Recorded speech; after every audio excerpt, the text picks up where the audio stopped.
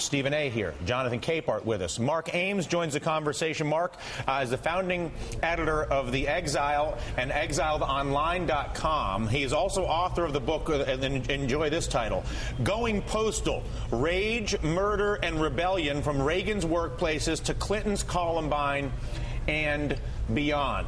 I welcome you back to the program, Mark. I want to get into it with you a little bit here. There's lots to be frustrated about right now. I think most people in America, if you look at their understanding, and Stephen A. and I talked about it, know that the banks basically stole a bunch of money from America, and the government let them do it.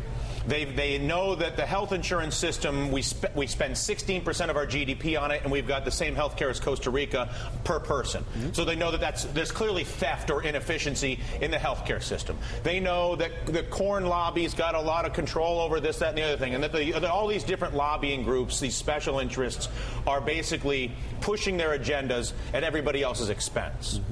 But they don't know what to do about it, and so you start to see just flare-ups, posters, internet rage, whatever it may be. Walk us through your book and how you basically see either the negative manifestation of these frustrations, a la Columbine, a la Going Postal, so to speak, and what maybe we can talk about to try to take the frustration that Stephen A. might feel, or anybody else, myself, and make it constructive for America, because it's America that's at risk, and all of us yelling at each other doesn't. What's that? There's no might. It's definite frustration. Right. So we're reaching this boil. How do we convert the boiling point to a great event for America as opposed to a disastrous one? Well, so far it's not. I mean, but I think we also need to know that a lot of these things, probably this poster campaign and some of these attacks that you see with Secretary Sebelius are probably organized and paid for, you know. So a lot of that's theater. A lot of it's theater. I mean, and you see this in a lot of countries in the world where, you know, But does it make the argument less credible? It's effective, and there is genuine anger out there. And you're saying there's special groups that are taking the genuine anger that Stephen A. and myself and others were talking and basically manipulating it for their own particular agenda? There clearly is. Everybody understands there's a real problem going on here. I mean, I just read a statistic the other day that the Walton family, these are the siblings of, you know, the guy who started Walmart. Sure. Yeah. That the siblings are worth more than the bottom 100 million Americans, their wealth. Right. That is how bad. I mean, America's wealth gap is like a banana republic right now. And people know it, and they're angry, but a lot of that anger is being, you know, intentionally herded into the wrong area. So you have people who are somehow fighting, you know, they're attacking Sebelius, demanding that they don't get health care. Basically, they're attacking Obama, they're attacking Sebelius over things that Sebelius and Obama are trying to help them live longer, and these guys are demanding no. I want to, Stephen A., I want to draw on a little bit of your past, because I think it's relevant in this context.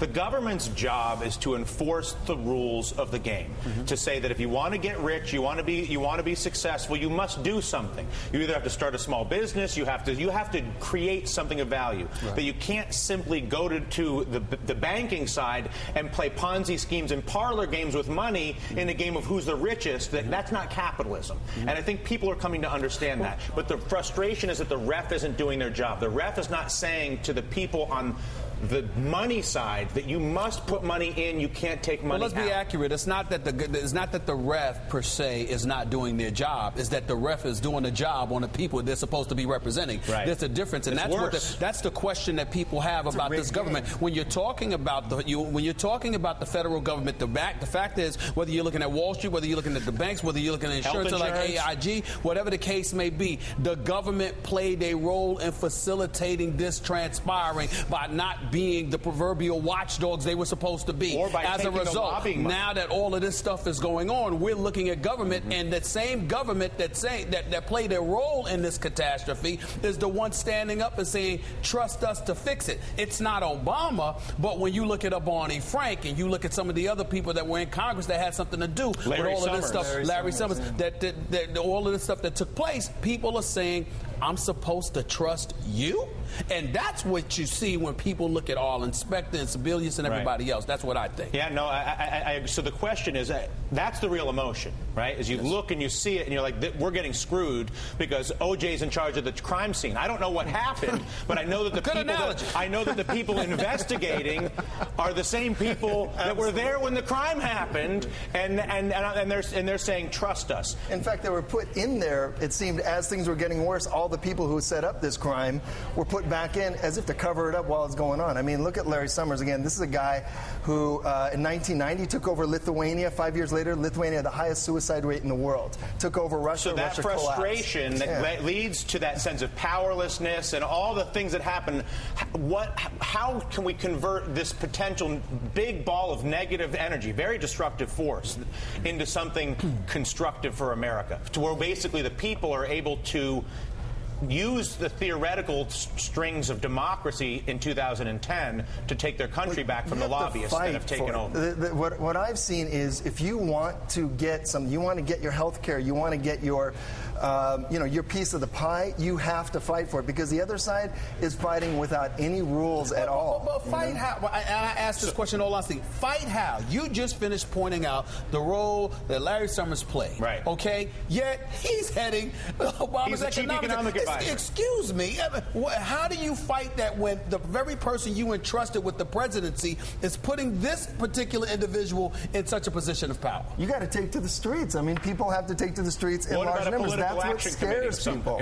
So you think but we don't have the money. Right. All we have, really, are numbers.